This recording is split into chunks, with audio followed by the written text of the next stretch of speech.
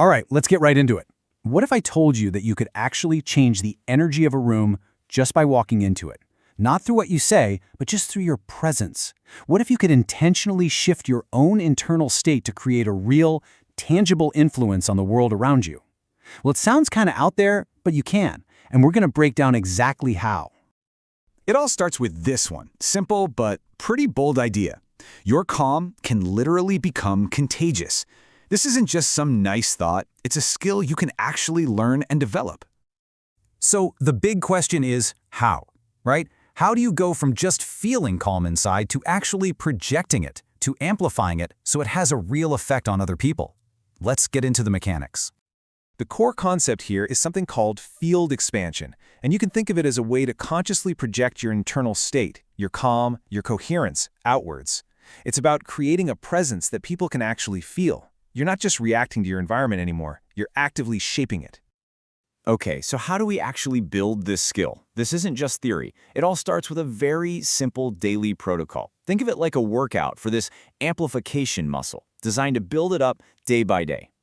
The very first exercise is called heart-brain sync, and it's so simple. It only takes 3 minutes and you do it twice a day. First, you just place a hand on your heart and start a steady breathing pattern. In for 5 seconds, out for 5 seconds. Now this specific rhythm is key. It helps create something called heart coherence, which basically gets your heart and brain in sync and calms your whole nervous system. As you're breathing, you visualize this golden light just expanding out from your chest, about 10 feet in every direction. And here's the most important part. You bring to mind a real memory of gratitude, something you're genuinely thankful for. And you hold on to that feeling until you can feel a literal physical warmth in your chest.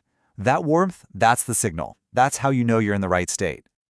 All right, once you start getting the hang of that, it's time to take it out into the real world. And we do that with something called the radius game.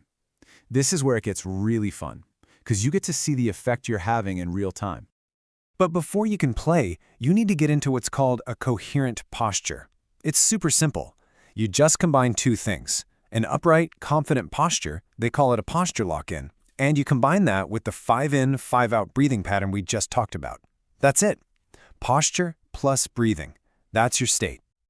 So here's how you play. You walk into a space with people, a coffee shop, an office lobby, wherever. Find a spot, get into that coherent posture, and then you just stand there. You don't do anything else, you just breathe, hold that state, and silently start a timer in your head. Your only job is to watch and see how long it takes for someone near you to be influenced by your field. Now, what are you even looking for? Well, the signs are pretty subtle, but they're there. You might see someone let out a big, deep sigh, a visible exhale, or maybe someone who had their arms crossed tightly suddenly just uncrosses them. It could even be as simple as someone looking over and making some really relaxed, easy eye contact with you. These are the tells that it's working.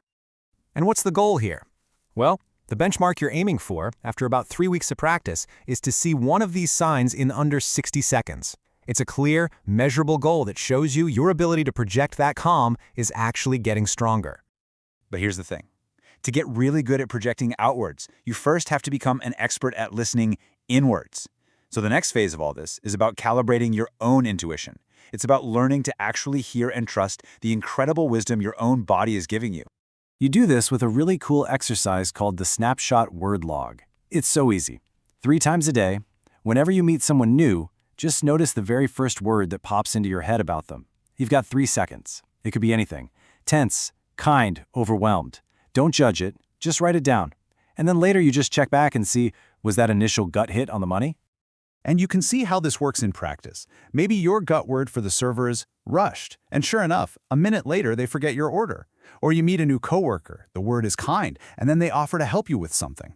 The point of the log isn't to judge people, it's to train yourself to recognize and then validate those lightning-fast signals from your intuition. And all of this practice builds up to a final, really powerful drill called the blind trust test. This is where you start using that finely tuned intuition to make actual decisions. And you learn to finally tell the difference between a clear signal from your body and all that chatter and noise from your mind. So what does that feel like? Well, a yes response from your body often feels like expansion. It's that warmth in your chest again, maybe a deeper, easier breath, or just a general sense of opening up. A no, on the other hand, feels like constriction. It's a tightness in your throat, a clenching in your stomach, a feeling of closing off. Your body already knows the answer, way before your conscious mind starts debating it. So what's the whole point of all this? Where does this training actually lead? Well, it leads to a total paradigm shift in how you make decisions and see the world, and it's all based on one powerful metaphor. It really comes down to this. Your gut is a supercomputer. I mean, it is processing millions of bits of data every single second, way more information than your conscious mind could ever possibly handle. And if your gut is this supercomputer processing all that pure data, then your mind is the spam folder. It's just filled with junk, old programming, anxious thoughts, and all this noise that gets in the way of that clear signal. So the ultimate takeaway, the whole idea wrapped up in one line is this. Your gut is a supercomputer. Your mind is a spam folder. The whole point of all these exercises, the breathing, the radius game, the word log, is to teach you how to bypass that spam folder and plug directly into your own internal supercomputer.